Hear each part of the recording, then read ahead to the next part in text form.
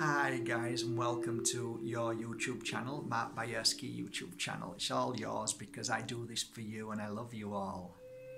Today is a really interesting topic of conversation because it's regarding something that in my world it's taken a long time for me to grasp, and that's the only reason why I've grasped it is because I'm able to sit with people and listen to their pains and sufferings and problems.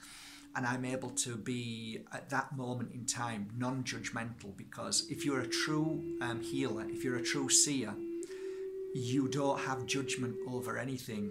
What you do is try and see all aspects of life and why. So if, say, you come to me because your husband's cheated on you, what I would do is not look at him as a cheating husband. That is absolutely, definitely 100% not the person that you need to be going to. Because if somebody then starts to have a go at him, you're going to feel more anger. But if somebody can step back and look at the reason why he was doing that and why he did it, a lot of the times you'll find out it's never anything to do with you, it's his issue. And then we start to look at his issue and then you go, wow, now I understand why he did that.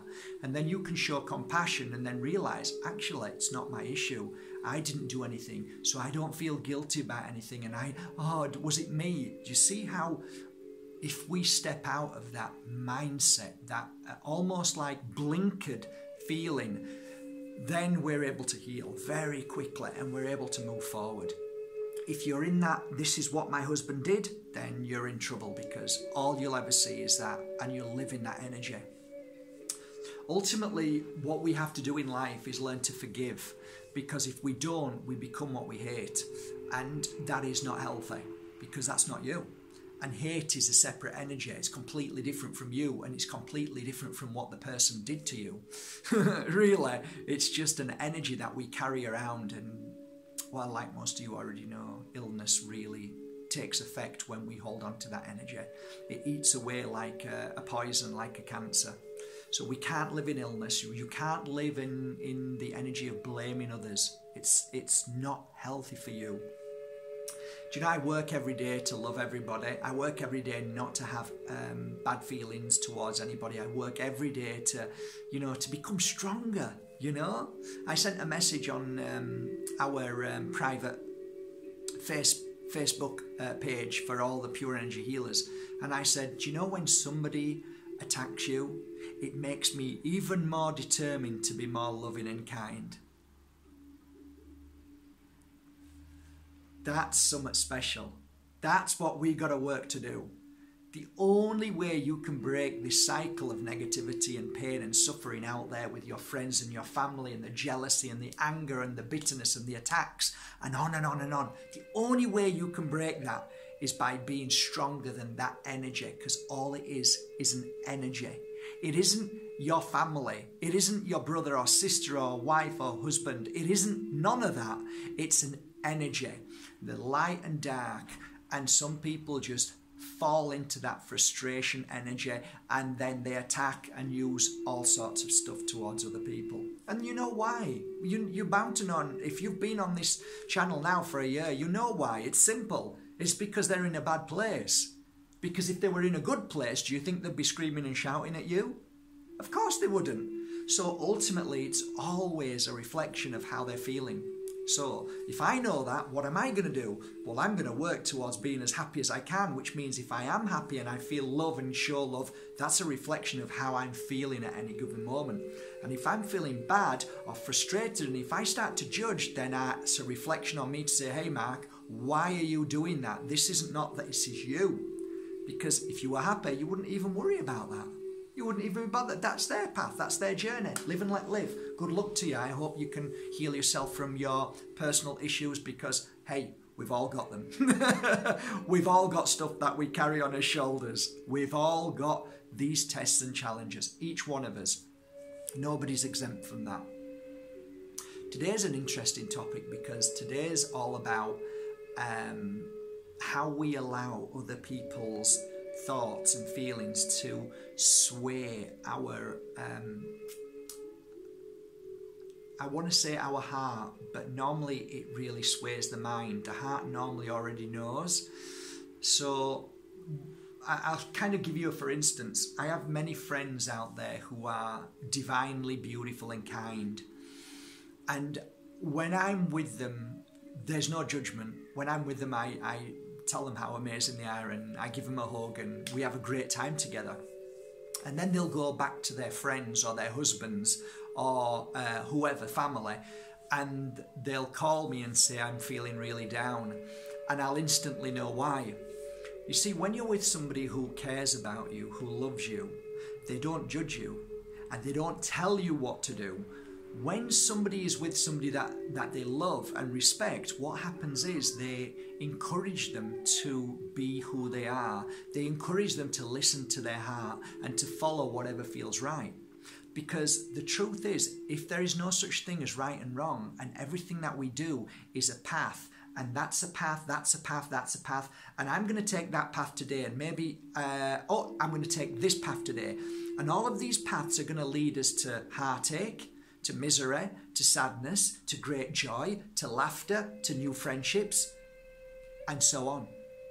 So there's always paths for us to choose. And if we don't go down that one today, it may be in 5 years we will go down that one. Why? Because we chose all these paths to experience, to see what it feels like, and ultimately to see how strong we are, to eliminate the fear, the worry, the pain, the suffering, and to become stronger than.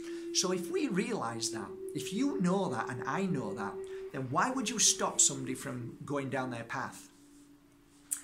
There is something that's really extraordinary about life, and that is that a lot of the times we try and catch people before they fall, and we think we're doing good, when actually that person has to fall at some point. So do we keep catching them? Is that what it's about? Because when we're not here, they're going to fall. And then what they're going to do? Isn't it better that you let them fall and you're there waiting for them to, with your hand out, to help them back up? That's my philosophy of life. Let people be, and if they hit the floor, it's because they need to, because it's at that moment, boom, that everything makes sense. You may argue the point with me that if I didn't intervene in a certain situation, it could have ended up really bad. I would argue this point back to you, and I would say what you feel you need to do is you do, because then we start entering into the realms of karma. Was it karmically that I was placed there to stop them from falling? That is a great question. A great question, one which I ask all the time, and one which you know I struggle with. And the reason why is because I once walked out of my shop and I saw a man hitting a woman. I went over and stopped it, and then they both attacked me. Where's the karma in that? Where is the lesson in that? I don't think everything is karmic karma. I don't think it is. I think certain circumstances are there to help us understand and go through that very pain. Is there an answer for everything? I'm not sure. I'm not sure if there's an answer for everything. You may send me some messages underneath this and say, Mark, you know, your message was maybe not to interfere. Well, I would then say, but why was I watching it? Was I watching it to stand back and let a man hit a woman? Is that healthy? Is that good? When all's said and done, you've got one heart. And you should follow that heart no matter what. And whether it's right or wrong, which there isn't, you still should follow your heart. So if I see a man hitting a woman, would I stop and think, oh, do you remember the time I did that? No, I wouldn't. Do you know what I'd do? I'd walk down the stairs and I'd say to him, oh, please, please, this isn't right. I wouldn't fight him. I wouldn't hit him. I'd just say, please, both of you, please. And I'd say, this isn't right. This isn't good. And I would do my best to be nicer and to be kinder. I wasn't so nice the first time when I pushed him away and said, you shouldn't hit a woman. And, you know, I was actually wanting to hit him back because I was so angry. So maybe I've learned a lesson from that. I don't know, but all I'm saying is that it is so vitally important that we follow our heart and follow what feels right. So whether we are in a relationship and we don't know the true answers to anything, and then we surround ourselves with people who give us all these answers, you know what that means? It means that it's very easy for you to take somebody's answer and then blame them if something goes wrong. Taking responsibility of your own life and your own path and your own decisions is the greatest power you could ever hold inside you and have. I see too many people looking for answers within others, and I see very few these days who are willing to take the responsibility in just being their own answer and trusting in their path. It is becoming relevant now to me that we need to start to look within and believe in ourselves rather than look towards gurus. I felt this for a good number of years. So I think the true people that we look towards or look up to are the ones who inspire us to listen to ourselves. That to me is a true guru. If you came to me and said, fix me, I'd say that I can't fix you. How the hell can I fix you? I can't do it. But what I can help you see what maybe you didn't see before. The